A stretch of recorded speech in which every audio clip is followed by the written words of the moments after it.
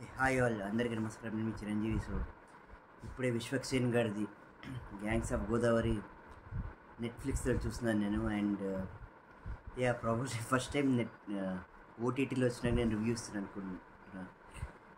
Because of health reasons వల్ల నేను కొన్ని రోజులు వెళ్ళలేకపోతున్నాను మూవీకి.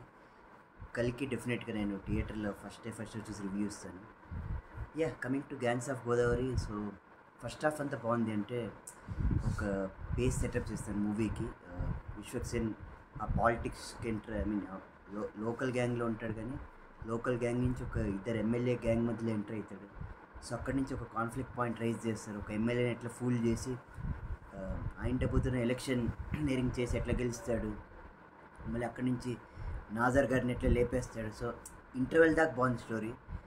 బట్ ఇంటర్వెల్ తర్వాత ఏమంటే లైక్ నేహా శెట్టి వస్తారు, మళ్ళీ అక్కడి నుంచి వాళ్ళిద్దరి మధ్యలో కాన్ఫ్లిక్ట్ ఏమి, అక్కడి నుంచి కొంచెం స్టోరీ డౌన్ అయింది. అంటే ఎక్కడికెక్కడికో వెళ్ళిపోతుంది. అంటే సెకండ్ హాఫ్ తర్వాత ఏమంటే మూవీ కొంచెం డీరైల్ అయిన ట్రాక్లా కనిపిస్తుంది.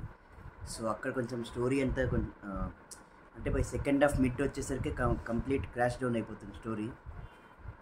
అంటే విశ్వక్సేన్ మీద ఎందుకు ఎమ్మెల్యే కొడుకు వచ్చి ఎందుకు అటాక్ చేయాలనుకుంటాడు, మళ్ళీ రీజన్స్ ఏమో. సో ప్రాపర్ రీజనింగ్ అయితే వేయలేదు. బట్ క్లైమాక్స్లో కూడా క్లైమాక్స్ కొంచెం అంటే టు సమ్ ఎక్స్టెంట్ మెసేజ్ బాగా ఇచ్చినారంటే గొడవలు విశ్వక్సేన్తో ఆగిపోవాలని చెప్తారు. సో అట్లా విశ్వక్సేన్ ఆ జైలు సీన్ ఒకటి ఉంటుంది లాస్ట్లో. సో తన కూతురు కూడా వస్తుంది అండ్ అప్పుడు చెప్తాడు తను, అంటే ఈ గొడవల్ని నాతోనే ఎండ్ అయిపోవాలి గోదావరి జిల్లాలోని. సో అట్లా ఒక పాజిటివ్ మెసేజ్ ఇస్తాడు. మళ్ళీ లాస్ట్లో కూడా మళ్ళీ రివెంజ్తోనే ఎండ్ అవుతుంది స్టోరీ. సో ఓవరాల్ ఏమంటే లైక్ ఎక్కడో స్టోరీ అండ్ నరేషన్ కొంచెం దెబ్బతింది మూవీది. అండ్ ఫస్ట్ హాఫ్లో ఉన్నంత ఎక్సైట్మెంట్ సెకండ్ హాఫ్లో డౌన్ అయిపోతుంది మీకు. సో అంటే సెకండ్ హాఫ్లో ఎక్కడెక్కడో ట్రైన్ ఎట్లా డీరైల్ అవుతుంది ట్రాక్ అట్లా అయిపోయింది. సో అట్లా అనిపించింది.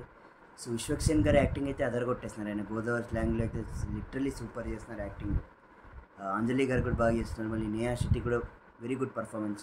డీజే టిల్లులో అంతా మనం రొమాంటిక్ రోల్లో చూసి, బట్ ఇక్కడ కూడా ఇందులో ఇంకా మంచి పర్ఫార్మెన్స్ ఓరియంటెడ్ రోల్ తనది. సో మిగతా వాళ్ళు కూడా ఉన్నారు, but Vishwaksen it very good performance. ఆయన మెచ్యూర్ పర్ఫార్మెన్స్ ఇచ్చినారు అండ్ లిటరలీ సూపర్. ఆయన ఈజ్ గ్రోయింగ్ బై యాక్టర్. అంటే గామీలో కూడా మంచి పర్ఫార్మెన్స్ ఇచ్చినారు, ప్లస్ ఇందులో కూడా మంచి పర్ఫార్మెన్స్ ఇచ్చినారు. బట్ అదే చెప్తే ఇక సెకండ్ హాఫ్లో కొంచెం డీరైల్ అయిపోయింది స్టోరీ అండ్ అక్కడి నుంచి క్రాష్ డౌన్ అయిపోయింది. క్లైమాక్స్ బాగా ఇచ్చినా కూడా that is of no use. 2 hours 13 minutes అయినా 2 hours 15 minutes అయినా కూడా రన్ టైం, బట్ అది మీ రన్ టైం టెస్ట్ చేస్తుంది. సో అంటే ఓటీటీలోనే ఫీలింగ్ ఉంటే మీరు ఇంకా థియేటర్లో వెళ్ళి చూసి వచ్చి 4 hours అయిపోతుంది కదా. సో అందుకే మూవీ డౌన్ అయిందని నా ఫీలింగ్. 31st May రిలీజ్ అయింది, 14th June వచ్చేసింది ఓటీటీలో. సో అందుకే ప్రాబబ్లీ లైక్ థియేట్రికల్ రన్ కూడా డౌన్ అయిపోయింది. అందుకే వాళ్ళు ఓటీటీలో వేసినారు 2 weeksకి. విశ్వక్సేన్ గారికి మంచి పొటెన్షియల్ ఉంది అండ్ ఆయన ఎంత వర్సటైల్ యాక్టర్ మనకు తెలుసు. కొంచెం ఆయన ఒక మంచి స్క్రిప్ట్ సెలెక్షన్ చేస్తే ఇంకా స్టార్ హీరో ఎదిగే రేంజ్ ఉంది ఆయనకి. సో అదొక్కటే నేను కోరుకున్నాను. సో అదే ఫ్రెండ్స్, ఒక simple review. First time OTT నెట్ఫ్లిక్స్లో చూసి నేను రివ్యూ ఇస్తున్నాను. ఓవరాల్ నా రేటింగ్ అయితే 2.5/5 అండ్ ఫస్ట్ హాఫ్ బాగుంది కానీ సెకండ్ హాఫ్ డౌన్ అయిపోయింది.